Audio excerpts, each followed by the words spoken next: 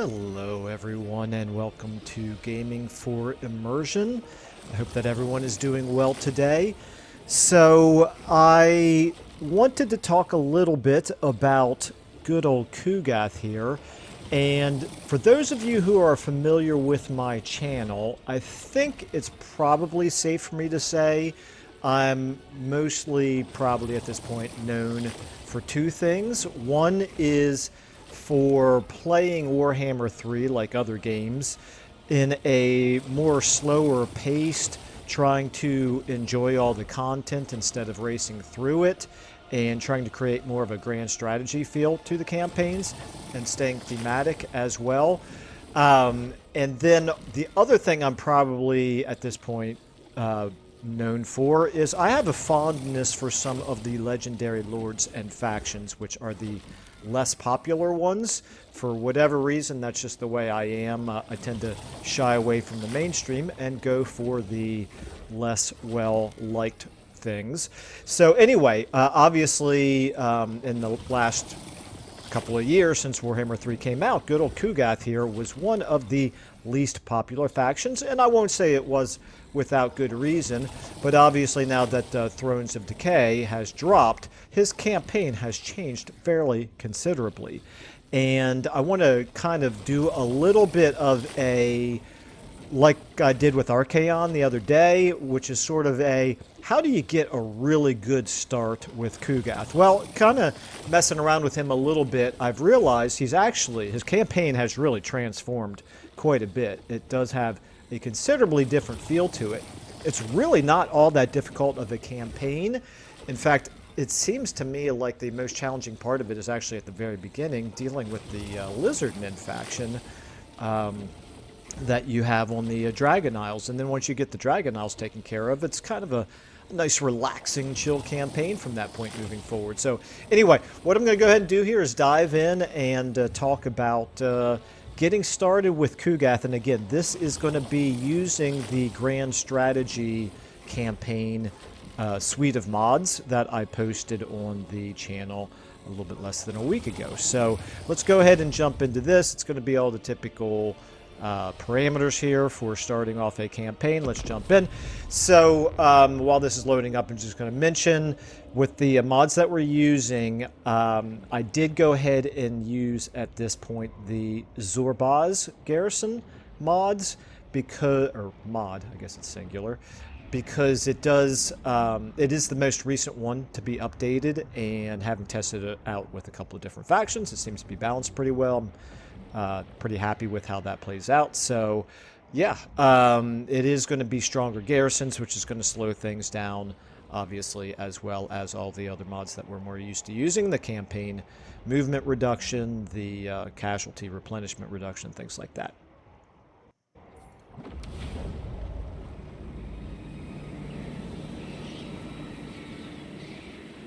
We shall shower our foes in plague, pox, virus, and sickness, then revel in the rot. Okay, good old Kugath. Let's go ahead and talk for just a second about the basic strategy here, and also about one big difference between this campaign and, or between this video and the Archaon one that I loaded up a few days ago. But first of all, let's go ahead and check out, this is always the most exciting part of the game, right? To find out what your starting trait is on your first hero. So melee defense and weapon strength for Plague Bearers. That's actually quite useful. So it's, you know, it's random, obviously, what trait you get with Adipus here. You always start with Adipus, but it's random what trait he gets. Well, we're going to go ahead and get him into the army because it's extremely important in the early going to get this army as strong as possible, as quickly as possible. So the obvious first couple of steps here of the campaign are going to be to defeat that enemy army and then to take Shattered Stone Isle. Now, it's unfortunately in the Archaon video, what I did was I just auto-resolved all the battles early on, which I felt like was quite useful to get a baseline, and basically by saying this is the worst case scenario, if you fight the battles manually, you can outperform auto-resolve. Well, that is definitely true. With Kugath, you can obviously... Let's go ahead and do this, and I'll talk about it while it's loading in here. If you do the auto-resolve, you're going to lose a unit. And you don't want to lose a unit this early in the game, so we are going to go ahead and... The first couple of battles in this campaign, you really do want to fight manually. They're not difficult, and they're not long, and you're definitely going to do a whole heck of a lot better by fighting them manually than you would do in auto-resolve. So highly recommended. And one other point to make, you should get a skill up, a level up with Kugath out of this first battle. And that's going to be extremely important for a reason that I will explain in a moment. Now, what we're going to do here, I will never claim to be the world's best Warhammer player, that is for sure. So use whatever battlefield tactics here you prefer. But what I generally do with Kugath is the very aesthetically not very pleasing blob battlefield tactics in the early going with Kugath, because you want to get these guys close to him for the leadership buff, and you want to be fighting in the trees because we only have one single missile unit, and half of their army is missile units, so you want the defensive bonus from fighting in the trees. We're going to go ahead and get our flankers around behind our main army. They will become useful as the enemy starts to move in and engage with us. And then we want to get Oedipus, our wizard, here in the middle where he is nice and safe. So we're going to go ahead and start our battle. We're going to pick out the melee infantry to fire at right away. And probably, actually, yeah, I want to shoot at the spears. The reason that I tend to prioritize the spears ahead of the regular Source Warriors is just because we have a fair number of large units, and those spears get a bonus against those. So go ahead and do as much damage as you can to them until they start to get close here. We might be able to get one or two good useful casts of Stream of Corruption off on them as they're getting closer. So that is definitely worth taking a look at. It's going to be really hard to get an effective one, sideways across multiple units. But you've got enough Winds of Magic that you can still get a decent one off here, and it doesn't have to be perfect. As long as you do pretty good damage, that's good enough. Boom. Did a little bit of damage to 3 different units. Now what you need to do is you need to get Kugath into your blob, where he can be protected from the missiles. Well, you know what? They stopped. Wait a minute. Stop. Go ahead and stop and turn around and fire a little bit more until they start coming towards us again. You can go ahead and speed up. Okay, they're coming towards us again, but we got another 1 or 2 tosses of our exploding Nurglings into those Source Warriors, so that's a good thing. Let's go ahead and get him up front. I'm going to turn off his auto fire, his fire at will, because he can do friendly fire, and we would end up doing a lot of damage to our own units. And then I'm going to actually put all of you guys on to guard mode as well, because we don't want them chasing the enemies, as often happens. Now we're also going to go ahead and start getting our flankers, and you don't want to commit the flankers too soon. You want to make sure that they are committed to getting their spears and their Source Warriors in the battle, locked into place before you start doing the committing the flankers.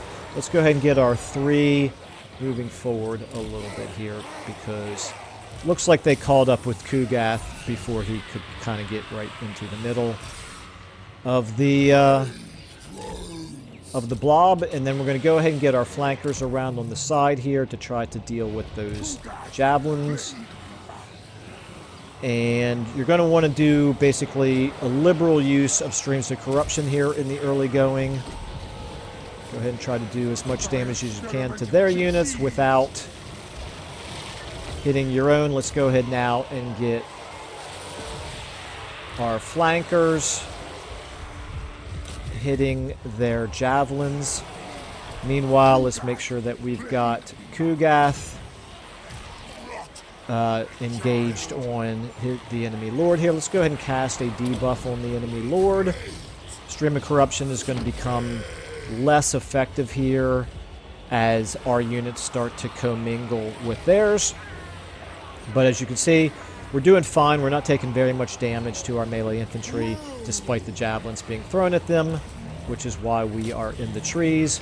You guys have already broken those skink skirmishers. Let's go ahead and keep our Chaos Furies on one set of the skink skirmishers. Where are the others at? They're right there. Let's go. They're shaken already. Let's go ahead and get you guys in on them from behind. If we can run all of their skirmishers off the battlefield, that is a priority. Okay, for some reason, Kugath stopped fighting. It's very, very annoying, but it happens. Okay, how we doing here? Still broken. How are we doing here? Those skirmishers are broken. Run them off the battlefield. And these skirmishers are broken. You want to stay on them until they shatter. Kugath, keep on fighting him, please. We can go ahead and get another debuff on him. It shouldn't take a whole lot longer here. And again, just check in. Okay, those guys are shattered. Those guys are shattered. These guys are not. Let's make sure that we get them run off the battle, or let's make sure that they shatter. They'll run off the battlefield on their own. Once that happens, Kugath is locked into combat. That's good. Just keep debuffing him. He won't take too much longer to break. We've got the Saurus Warriors broken. We've got the spears shaken. Let's go ahead and make sure that we are doing damage to those spears. Get them broken. At this point, our most damaging units are the things that we want to be on the enemy lord. Make sure, okay, those guys are broken up there. Let's now get all of you on the enemy lord. Go ahead and cast another debuff on him. The spears here, they ought to break in just a moment. I'm going to go ahead and speed things up.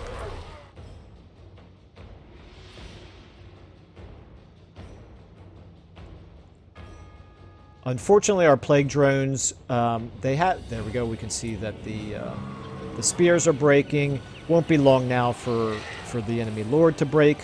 Kugath stopped attacking for some reason. Let's go ahead and chase the spears with our Nurglings. Let's go ahead and get our plague bearers on him. Now, it's a little bit difficult for us to get effective shots off with our plague drones on him while he's in the trees. So I'm actually going to switch them into melee for right now. Kugath again stopped attacking. Not sure why. Let's go ahead and get you attacking as well. We just... Oh, you know what I just noticed? Let's get some of our plague bearers fighting as warriors because they didn't get run off the battlefield. Oh, and for some reason I haven't run them off the battlefield either. So get the Chaos Furies on them. Make sure the other units break and shatter.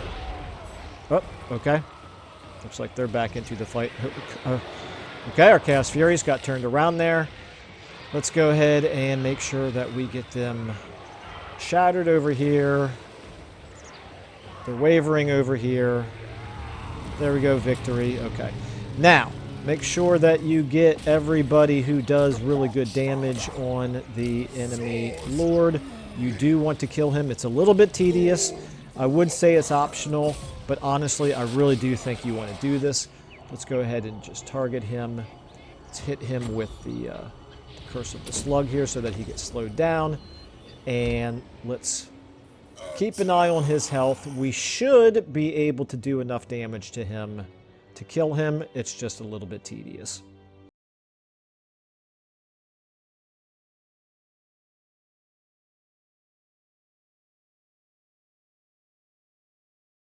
2,200. Yeah, so we've done a whopping total of 400. Now he's out of the trees, and now we're going to start to do more damage to him. Oh, nope, he's back in the trees again. Oh, well. There we go. Now we're doing some serious damage to him.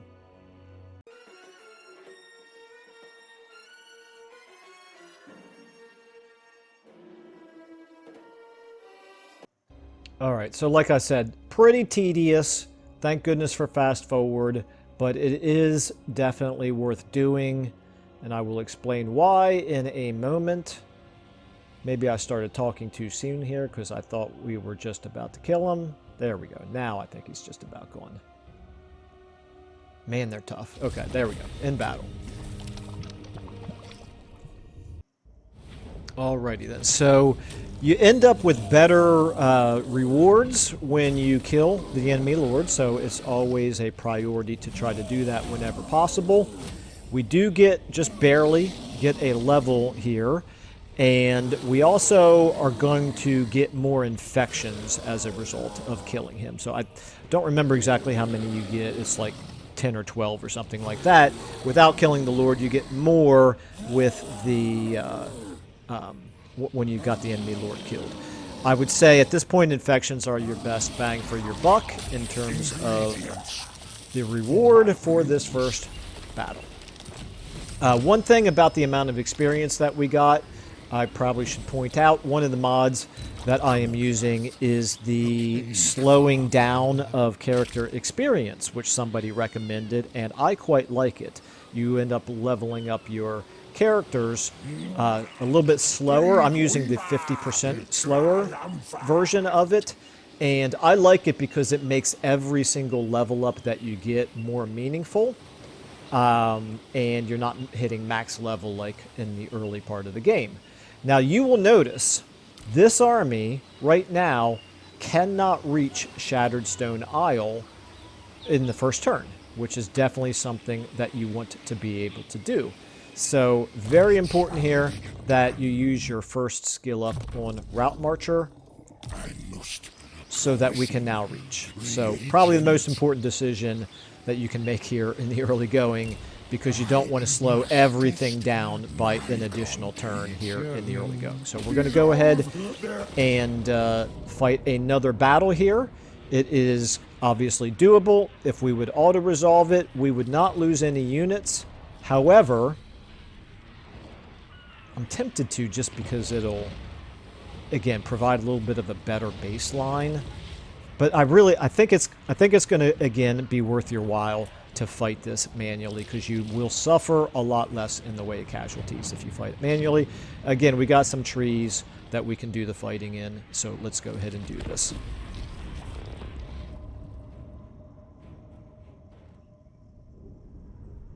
With Kugath in the early going, the first battles are a little bit tedious, and they are ugly because you have to use the blob tactics. It's kind of unavoidable, but it's worth it because this is really a fun campaign. It's just a little bit of a slog here in the early going. All right, start deployment. We're going to do the same thing where we're going to go ahead and put our folks in the trees in the typical blob formation. We get them a little bit wider there. Okay, we're going to go ahead and put our wizard, good old Adipus, there in the middle where he's a little bit safer, and we will go ahead and put these guys again back here, and we will bring them in once the melee troops are committed. Now there's more of them, so it might be a little bit more delicate. Let's go ahead and get Kugath where he's got an open field of fire to start throwing his Nurglings right away. You got different options here as to what you can hit with your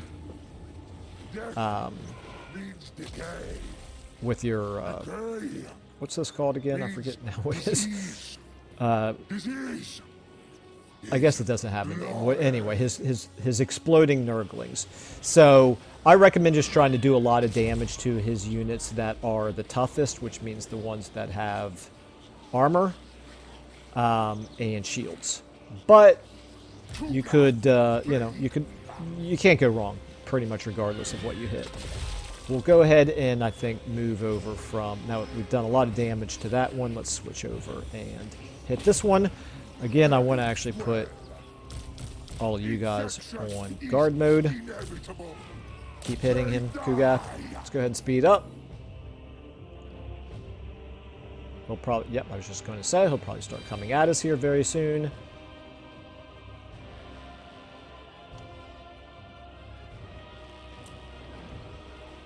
I'm not sure we're going to get a good cast of our Stream of Corruption off while they're coming in towards us, but it's fine. We'll have plenty of opportunity to get some good casts off once the big old melee begins over here. Let's go ahead and throw one more time here. Please. Kugath, he's so slow here in the early going. There we go. Okay, let's go ahead and get him in here. I'm going to turn off the fire at will and go ahead and move these guys forward so that they can bunch in on him. Make sure you're far enough into the trees. Kugath, try to get a little bit more in the middle there. And now we can go ahead and start thinking about bringing our flankers around. And we can also start thinking about our streams of corruption. So let's go ahead and wait for the main group there to engage. Looks like we can get some pretty good casts off right here. As Kugath goes running right into the line of fire there. It's a little bit unfortunate. Kugath, maybe, you know, when I put you on guard mode, maybe don't do that anymore. Let's get all of you except for Kugath to move forward a little bit more. Kugath is fine. He's a good, strong, legendary lord here, even in the early going, so that's good. Let's get our flankers moving around. Probably could have gotten them committed a little bit sooner than this, but it's fine. You're just going to want to do repeated uses of your Stream of Corruption. They present plenty of good targets to do lots of damage to. Let's go ahead and get you guys in on those missile units. Our next Stream of Corruption we can do over here on this side. 15 more seconds. Just make sure your flankers don't get bogged down in the great big melee here. That's the main thing to watch out for. Okay, here we go. Another Stream of Corruption over here on this side.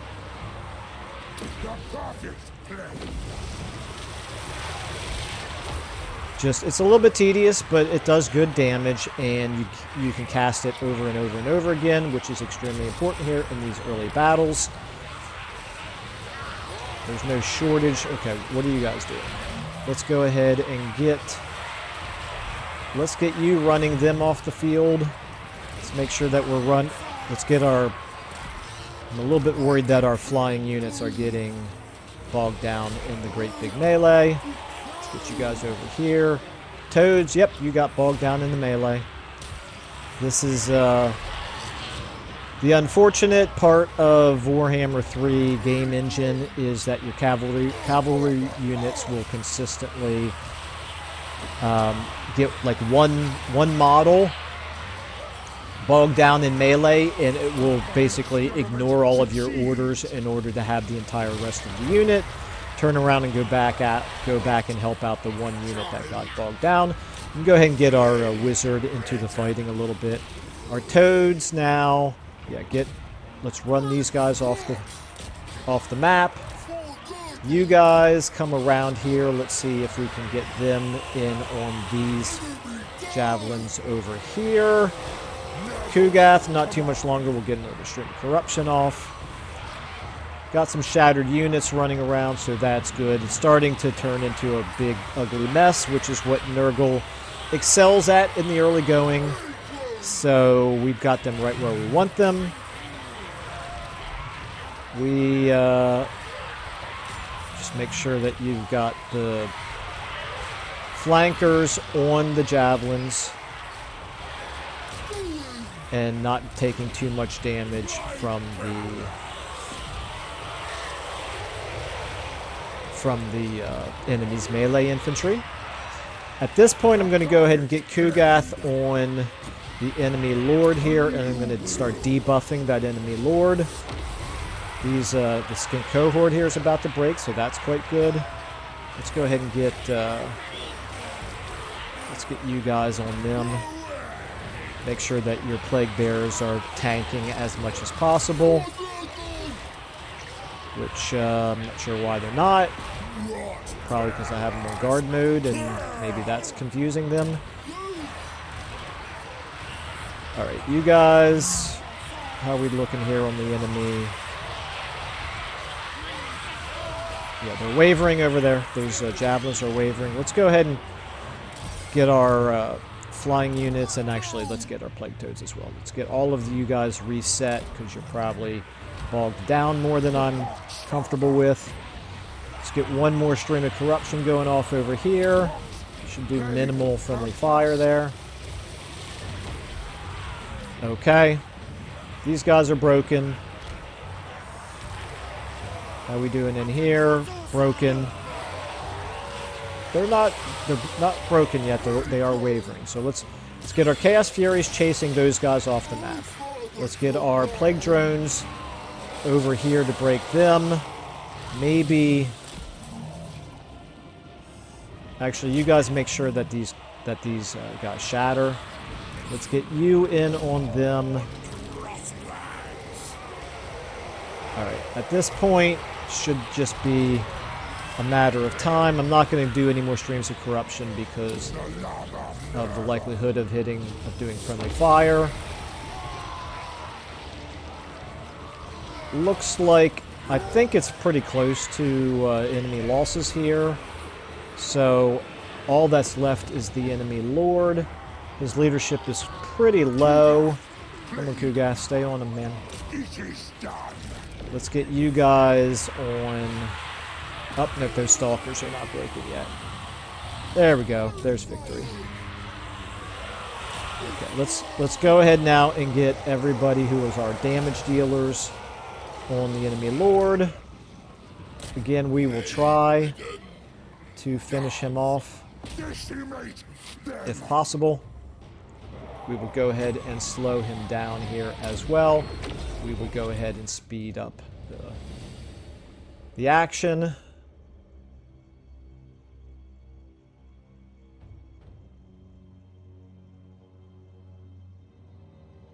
I did not.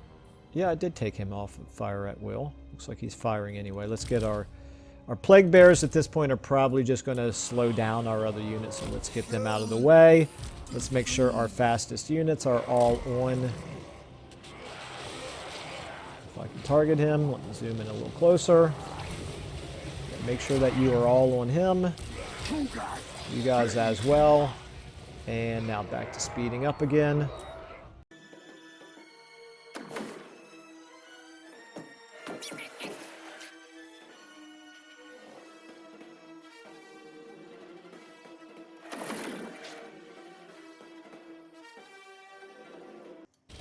Uh-oh, he's getting pretty close to the edge. Come on, guys. Slow him down again. It's going to be close.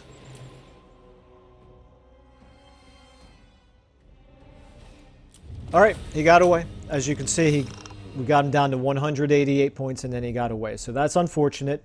Try to do a better job than I did there at killing the enemy lord. It will be worth it if you can.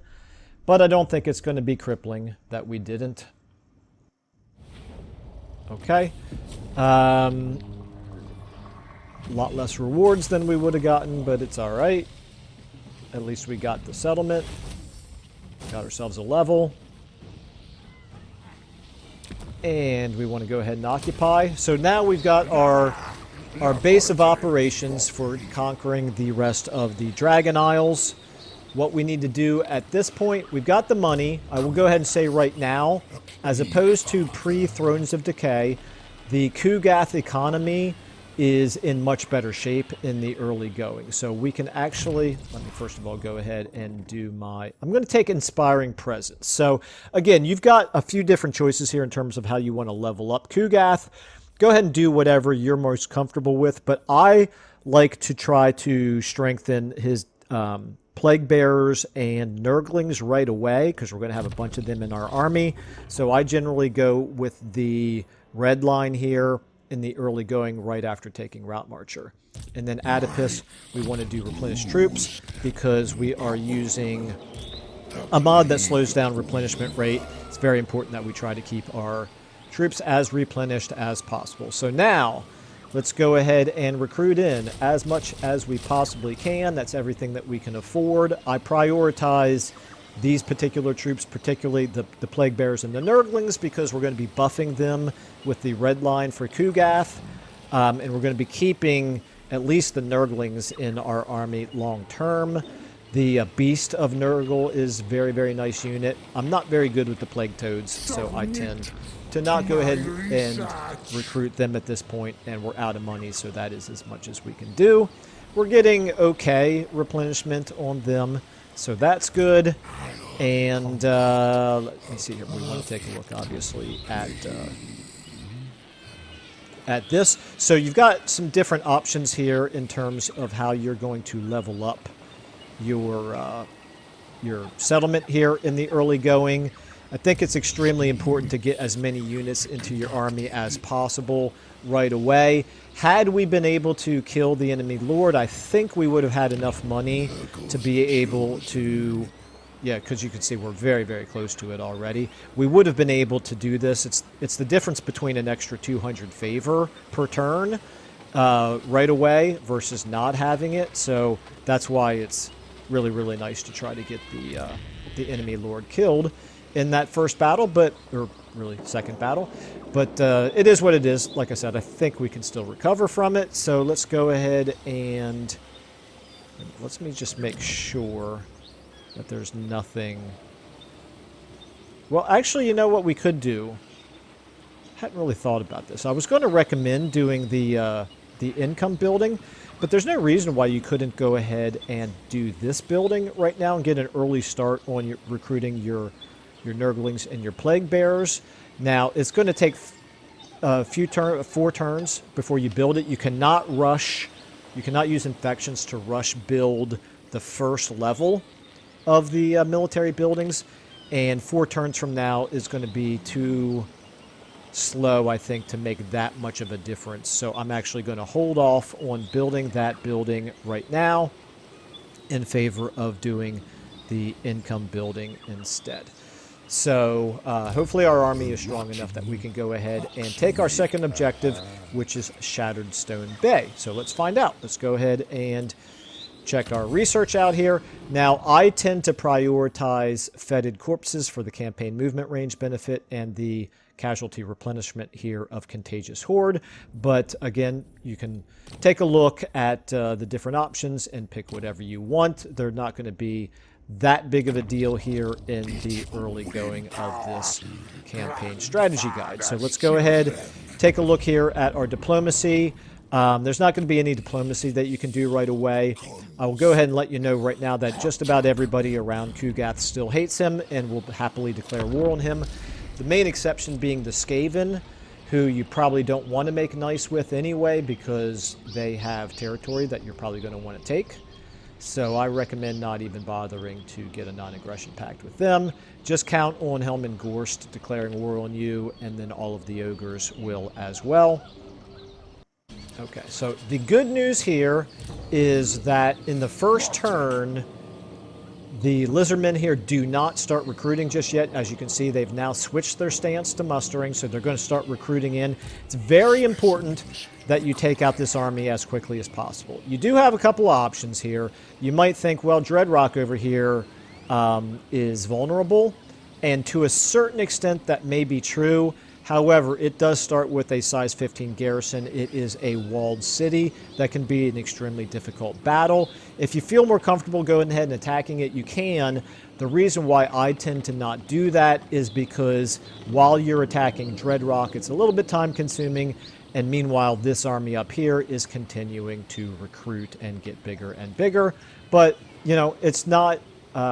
it wouldn't be the worst strategy in the world if you prefer to do that. What I like to do is to take out the enemy army. Now, I will go ahead and tell you right now, if you go by land, you can get better recruitment. But if you go into March stance here, you can get as far as this. Unfortunately, from here, you will not be close enough to launch an attack on Shattered Stone Bay next turn. And that gives them an extra turn of recruitment, whereas if you go into the water, you can get up here, and you will be close enough to launch an attack on Shattered Stone Bay next turn, so that's why I recommend doing it like this. Now, we have enough money here. Unfortunately, we're in the water, so we can't do any more recruiting. You could have recruited in the Plague Toads at this point into the army if you really wanted to. I don't do it because I'm pretty terrible with Plague Toads anyway. Again, now you've got the money to be able to build up your settlement here. I tend to make sure that I have a sustainable economy in the early going, so that's why I tend to pick that building. But I'll be honest with you, post Thrones of Decay, Kugath doesn't take very long before he can get his economy really going well, and money does not become a real major issue in the early going. You also have then your infections. We've got 331, but unfortunately you start with 200. You need to get an additional 200 before your plagues are unlocked, so we're not going to be able to use those just yet. We can look at diplomacy again. There won't be any change. Let's go ahead and end our turn. Another possibility, you might be tempted to use your Unholy Manifestation here, Pestilent Growth, to get your casualty replenishment up on Kugath while he's down here. I don't recommend doing it because having to sit still for 2 turns can be fairly crippling here in the early going. Okay, we got our first technology research. That's nice. Got our building built, so we're already... You can tell with Kugath as compared to pre-Thrones of Decay, we're already, for an army like this, we're already in better shape with our income than we were back then. Meanwhile, we are now close enough to be able to go ahead and lay siege to Shattered Stone Bay. So that garrison, with the mods that we're using, that garrison is stronger than it would be in vanilla. Plus, he now has a 6 stack on top of it, so that is a total of 17 units compared to our 17 units. But if we go ahead and lay siege to it, we would get a Pyrrhic victory. Now, you could attack this. You could fight this, auto-resolve it, and still win the battle. It's a little bit variable here depending on how you did in the first few battles, but it is obviously an option. I think you can definitely outperform that by fighting the battle manually. If we take a look at our battlefield here, we have, again, a little bit of woods that we can use to fight in. Not pretty, but it is effective for Kugath. So you could also just encircle it and start to do some attrition damage to him. That's an option if you're more comfortable doing that. He might sally out to attack us. I don't think he would. But if he did, that would be a little bit more advantageous for Kugath, because when we're attacking him in the settlement, he is going to gain a leadership buff because of one of the mods that we're using. But I don't think it's going to be that big of a deal. I think we can still easily win this battle by using more of our ugly blob tactics. So, start deployment. Let's go ahead and put our units who are badly damaged I'm going to actually get them facing backwards and in the rear, and the reason for that is he will send flankers around to attack from the sides and from the rear, so I just want to have some of my units facing that way. Let's go ahead and move them just a smidge in that. Actually, I don't love that. Let's go ahead and do it like that. There we go. Same thing for you guys. Let's get you guys facing the back, and then you guys are facing frontwards. You're going to bear the brunt of the fight here in the early going. I'm going to put all you on 3, put you in a control group, and I'm going to put you in guard mode. We want you to basically stay right there. And then Kugath, you yourself, you want to be close enough to be able to throw your Nurglings at them. That should be enough to get them to start coming towards us. Let's get you guys here into the middle as well. And again, my flankers. Let's get the flankers. Let's get them back here. Okay, start the battle. Kugath, go ahead and throw at whatever you can reach. Well, they just moved out of... Some of their units moved out of our range, but it looks like we're still able to hit these Source Warriors. And those, obviously. Okay, they'll start coming towards us here in a second. We've done plenty of damage to them, so we can start hitting these guys now. They're already wavering, isn't that? Or they're shaken, I guess. Okay. Alright, be a little bit careful here, because this time Kugath has a lot farther to go. In fact, I'm going to go ahead and move you guys forward just a smidge here. Kugath has a lot farther to go. Okay, slow it down. Kugath, go ahead and get back here. Get into the... That's pretty dumb, Michael. I selected the army instead of selecting Kugath. So again, 3... Get you guys. We want to make sure you're in the trees.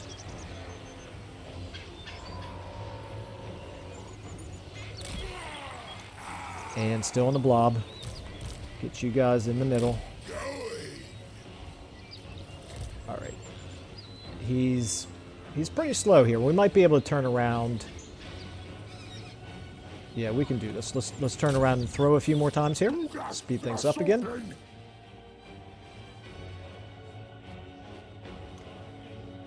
Okay, his javelins are starting to get a little close to us, so we'll go ahead and turn around again, get him back up here.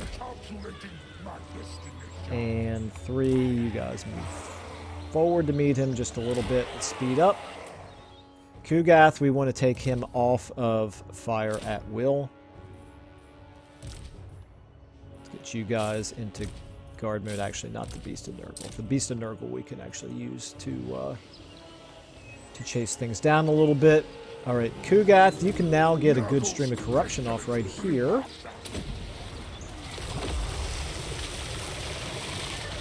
Got to be patient with Nurgle here in the early going. Kugath, please move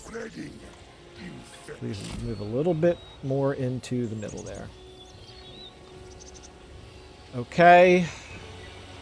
Our flankers, they are moving some units over here towards our flankers, so let's make sure we don't get those guys caught. Alright, how we doing here? Probably can do another stream of corruption in a second. Yes, indeed. Let's go ahead and do that.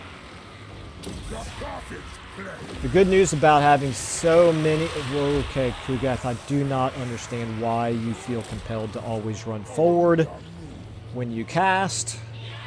I'm going to put you back onto guard mode. He'll get out of position anyway, even in guard mode. It just happens. Alright, let's go ahead and get all of you guys forward a little bit more to make sure that you do engage the enemy. Let's go ahead and get you guys now around and hitting them from behind. Let's make sure that you... Yeah, you can fight that cohort. That's a good enemy for you. Until his lord gets in here, I'm not going to use the debuff much. I am going to do plenty of streams of corruption.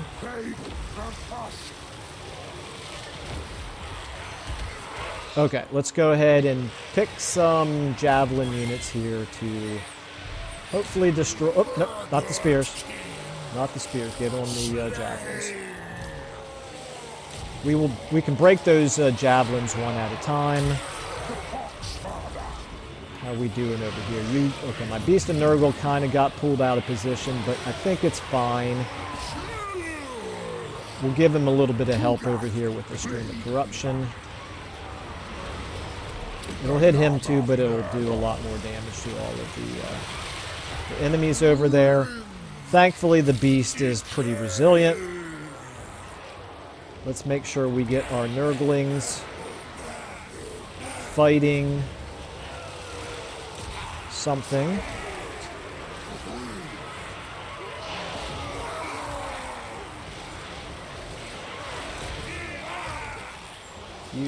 You four, you can all get in here and press into the middle. Same with our plague bearers. Make sure that they're all doing something useful. Okay, now at this point, another stream of corruption here. So up. Learn how to click here, Michael. Let's go ahead and get a stream of corruption up there. You guys, I'm going to pull them back a little bit. You just don't want to get all of your flankers too bogged down in the big old melee. I accidentally just hit the wrong target with that debuff. That was not smart. Let's go ahead and hit the correct target this time. There we go. All right. Yeah, see, they can get bogged down fighting units that you really don't want them fighting. It's one of my biggest frustrations with this game. Let's go ahead and get another stream of corruption off up here.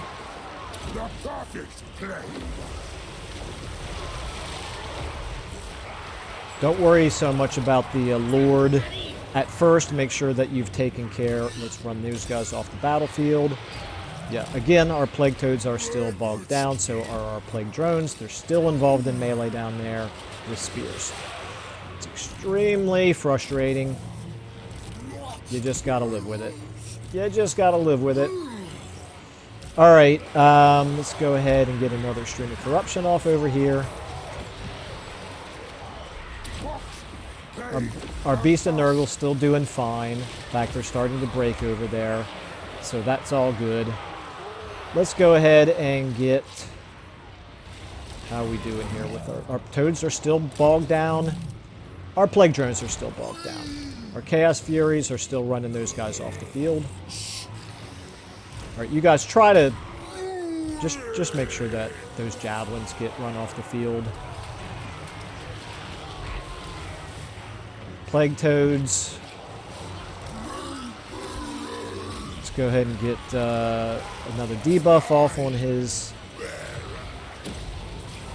character right there. His Lord over here as well. I'm still going to get another stream of corruption off over here. That might be the last one we can do. No, still got a little bit more in the way of winds of magic. As you can see, our units do not do good damage at all, but they are extremely resilient. Our plague toads are running them. Okay, they're shattered. Now you can hit. Let's find some. Hit those javelins right there. Are these guys shattered yet? They are. Get them over here. And our plague drones. Let's get you firing over here. On some armored units, maybe. Like,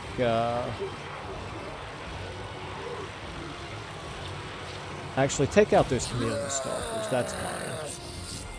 Actually, change that. Run off. Make sure that... broken unit over here gets run off the battlefield. Alright, you guys get in on... I know I saw some javelins over here somewhere. There we go. Okay, time for another stream of corruption right here.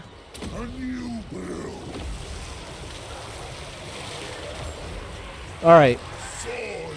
Now, how are we doing here? Yes. Looking pretty good over on this side. Our plague toads are in bad shape. We want to get our plague toads out of there. You guys actually run them off the field.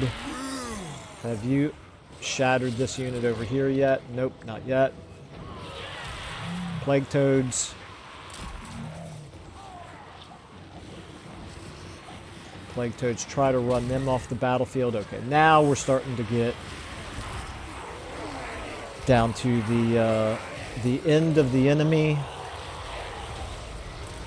Let's just making sure all of our melee units are engaged. They are. We've got one more stream of corruption. Not sure that we have really a good cast for it here. I guess I guess we can hit right here. Experiment succeeds. Did a little bit of damage. You now, you're fighting those warriors. They're wavering. You guys, they're all shattered over there. They're shattered over here. Victory. There we go. Okay, very good. Let's go ahead and get everybody who can do good damage on this enemy lord.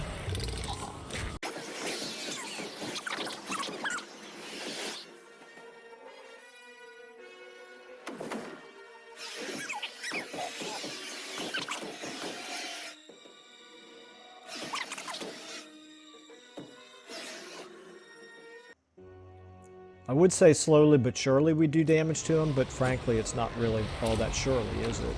It's just slowly.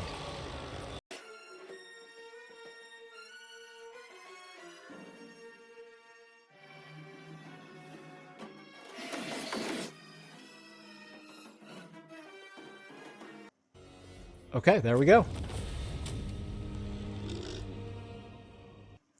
And actually I didn't kill the lord of the army, I just killed the lord of the garrison, so that was not well done, Michael.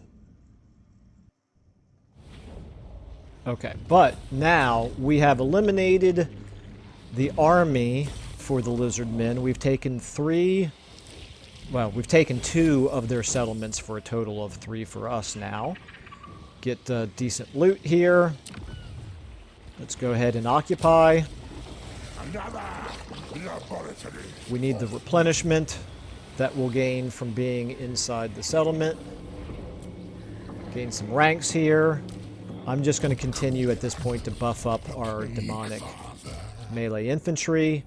And for Oedipus, I'm going to start giving him the magic line here. Children Nurgle's very useful, so it starts becoming important for him to be the one to cast spells as opposed to Kugath, because Kugath does not have the Children of Nurgle, which provides a little bitty bit, not a ton, but a little bitty bit of healing every time you cast a spell.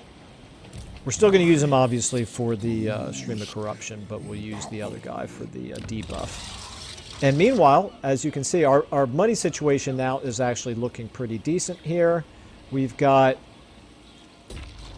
an additional, we can go ahead and level this up and get an additional 100 per turn. The ports are going to provide a little bit of money as well as some growth. We do have this landmark building that we're going to want to get increased here as soon as possible. And at this point, what you're going to want to start prioritizing, and this is why I said earlier, you could have prioritized it already if you wanted to. I recommend getting this Plague Flesh Poppies building going as soon as possible so that you can start getting some additional Nurglings and Plague Bearers into your army. So one more step to do. We're only on turn 3. One more major step to do for the start of Kugath's grand campaign, and that is to take Dreadrock. Now that we have eliminated their army, we can focus on that, and they'll get another army going here, another lord, and start doing some recruiting, but we should still be able to take it, mainly by sieging it down. So let's go ahead and take a look here at the situation. Here's where the Skaven have met us. They would be happy to do a non-aggression pact with us. It's an option if you want to. We don't desperately need another 779 favor, so I'm not going to, particularly because they own territory that we want to be free to take when it's convenient for us. We got our research. I'm going to go ahead and take carcinogenic for the extra growth, which will be very nice. You could, if you were very badly depleted, you could do your unholy manifestation. I don't think we need it, and I think it's crippling to be stuck in place for 2 turns. We want to hit Dreadrock as soon as we can. So let's go ahead and end our turn.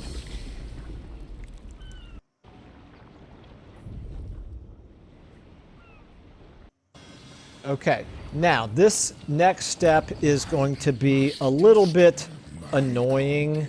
You want to attack Dreadrock.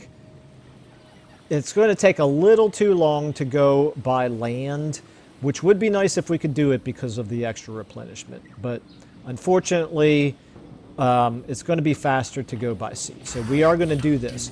However, we're not going to be able to do it in 2 turns, it's going to take 3. So we're going to move in. Actually, let me do this. If we move into the water here, and you click on this, it looks like you should be able to come up this way and lay siege. I have sometimes had a problem being able to lay siege this way. I suppose we could try it again. It probably doesn't make a huge difference. Yeah, because you can't land this turn. I'm trying to remember what exactly caused me the problem. I ended up coming around this way because you can actually land and not be inside his the whatever you call the sphere of influence there of the settlement. Let's try it. I'm going to actually take a little bit of a risk here and move.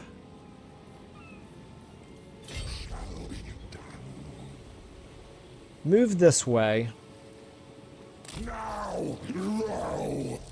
In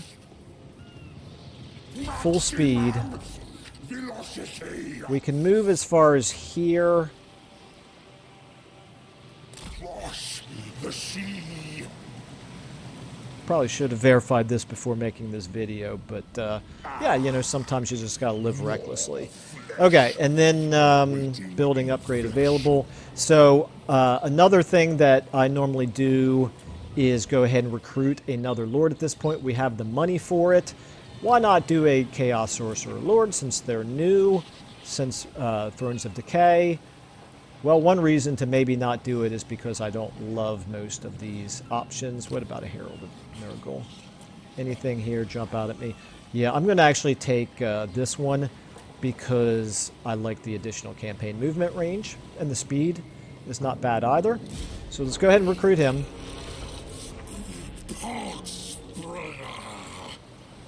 We currently could get a couple of Plague Toads of Nurgle going. I'm not going to, again, because I'm so terrible with them, but it is an option. We don't have to worry about public order. We're building up our buildings right here. We need a little bit more money before we can start leveling up these buildings. The priority is to take Dreadrock and consolidate the Dragon Isles. So we're going to go ahead and do that. I'm not going to bother to check the diplomacy.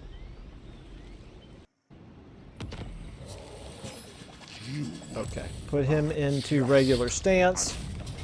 Okay, so what we're going to do now is we're going to go ahead, and it really doesn't matter. You can build some battering rams if you want to. We're going to lay siege. And since it's a walled city, and we specifically built mods to make it harder for us to attack walled cities, then we're going to go ahead and actually siege it down a little bit before we attack it. Now with this guy, we're actually getting pretty good winds of magic here, so I don't really need to move him in channeling stance. Let's go ahead and get him going in regular stance. He can join the fight next turn. I don't think they will come out and attack us. It does depend on how strong you are with this army after fighting all your previous battles. I think at this point he's unlikely to come out and attack us, but if he does, we would actually want him to. Let's go ahead and check diplomacy again. Not really much has changed. Don't really see any need to do anything there. We are still not quite at enough infections to be able to launch a plague. So, yeah, let's go ahead and do one more. Oh, wait a minute. No. Okay. Yeah, we need a little bit more money before we can level those up, okay? Okay, as you can see, he did not sally out and attack us. Got our additional growth. We've unlocked plagues. And that's convenient because we can go ahead and put a plague here on Kugath. Now, the casualty replenishment rate is not going to help us this turn, but let's see what else we got. We got Vanguard deployment. We got melee defense. Melee defense is going to be good for the upcoming battle. Armor might be okay, but I would recommend going with melee attack. Let's go ahead and infect Kugath Plaguefather with this Let's find out what this plague is called. I wish that this mechanic showed you the name of the plague, unless I'm missing something. It doesn't show you the name of the plague that you just created right there. You instead have to actually now click on your army and take a look at them. It's called the Liquefying Pox. So, very, very nice. We got ourselves a Liquefying Pox. Now we can move our other army up here close enough to help out. And let's see how much of a difference one turn sieging plus the additional Lord adds to this battle. It is still a valiant defeat. You could go ahead and fight it. I'm actually going to show what happens. At this point, I think we can safely do the auto-resolve if we just are patient. I'm going to continue the siege. There's no real hurry at this point. He has no other settlements to raise another army. He cannot muster in any additional units while he is under siege like this. And we know he's not going to come out and attack us. So I'm just going to let that go ahead and marinate for another turn. And meanwhile, we can go ahead and do a level up of Shattered Stone Bay. This is the one. I usually prioritize this because we want this to be a stronger settlement for the next part of the campaign, which is going to be all of the fighting that's going to go on up here. And trust me, there will be a lot of it. So the bigger you can build this up, the better the garrison can be. Also, this building right here, this timber, can be quite useful. We'll get into that in just a moment. We're going to go ahead and start our next research here with Fetid Corpses for the campaign movement range benefit. I'm not going to bother to check the diplomacy. We can go ahead and end our turn.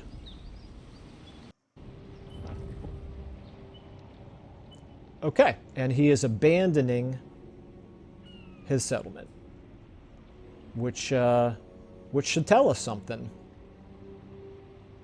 He wants to survive, and he has calculated at this point that he would not be able to survive at all if he stayed in there for one more turn. So here we have it. Let's go ahead and take a look at this. Boom, close victory now. If we auto-resolve it, we don't lose any units. I'm sorry. We lose the Plague Toads. It just took a second for that to register. We lose the Plague Toads.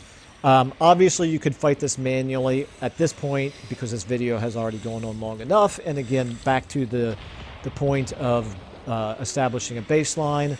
Boom, you can auto-resolve. You have completed your conquest of the Dragon Isles you want to occupy. Losing the Plague Toads is quite frankly not that big of a deal as far as I'm concerned. And yeah. So let's go ahead and wrap this all up. We're on turn 7. And we have already consolidated all of the Dragon Isles for Kugath.